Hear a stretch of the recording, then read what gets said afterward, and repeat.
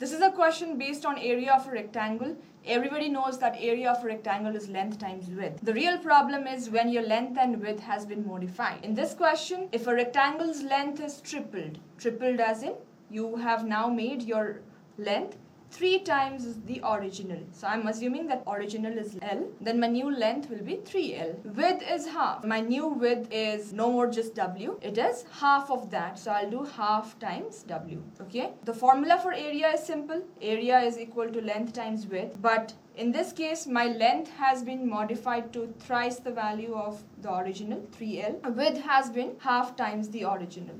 So how to simplify this? Numbers and numbers, you solve them together. Variable, you want to bring them together. Okay? So 3 times half. 3 times half as in multiplication is very simple, very direct. 3 times 1. There is just one denominator. I'll write it as it is. And length times width. You know length times width was the original area, correct? This was the original area. So now if you see, the area has become 3 by 2. What does that mean?